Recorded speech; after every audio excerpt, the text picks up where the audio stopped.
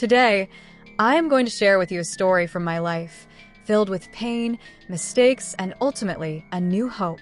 Imagine a 19-year-old girl dreaming beautiful dreams, who stepped into the porn industry and transformed her life into a kind of hell that shook her forever. I am Lana Rhoades, and this is my true story, a story I now want every girl to hear, so they don't repeat my mistakes. Would you like to know how I left the industry and why I now say it's a life sentence? This story is worth listening to until the end because it is not just mine, it's the voice of thousands of girls. Let's start from the beginning.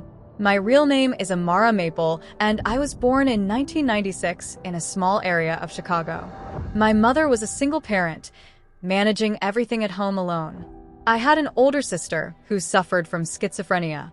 Imagine a small house where my sister needed care day and night, and I barely received any attention.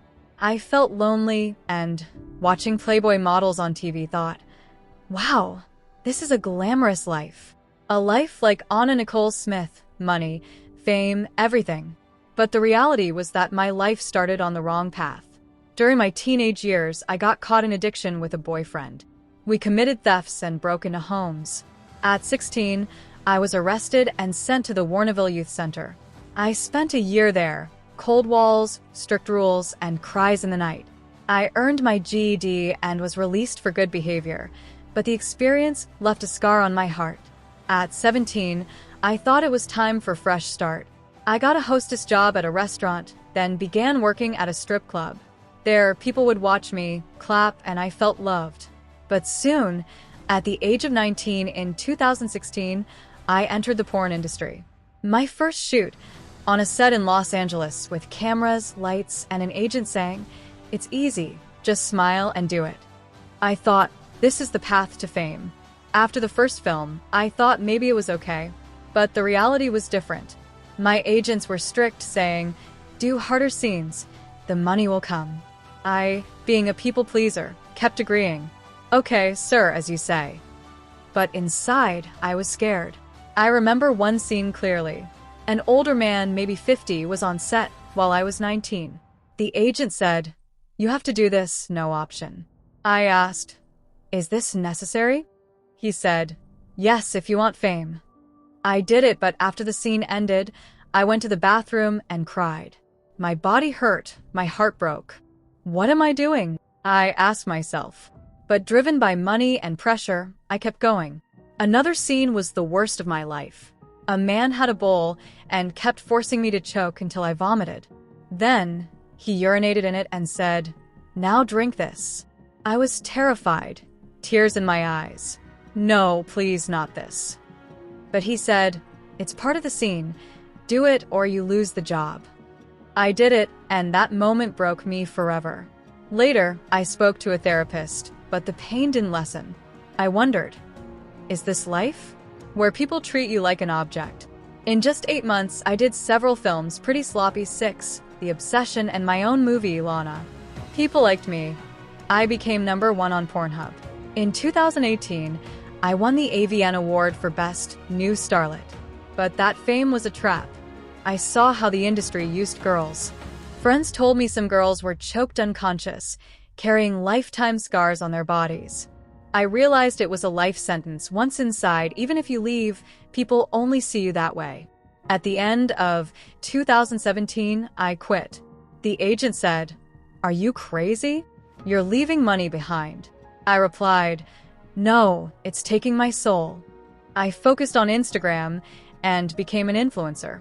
Now, I have over 14 million followers and earn $30,000 per post. I had only $100,000 from porn when I left.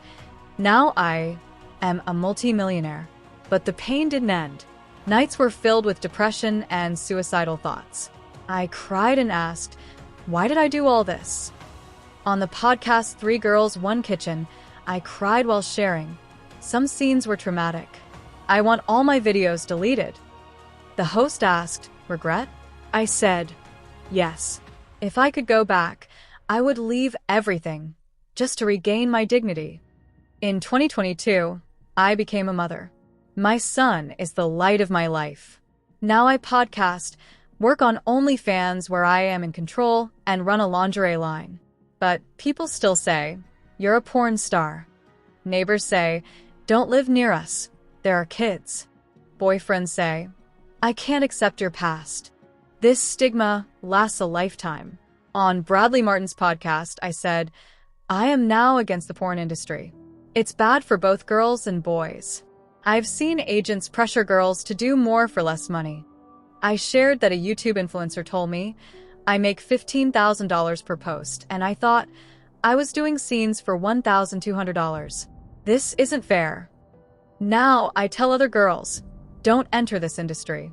It will destroy your mental health, your heart, everything. I've seen many friends do it too, and they are still in pain. One said, "Lana, you are lucky to get out. I'm stuck." Listening to this story, what do you feel? Pain? Anger?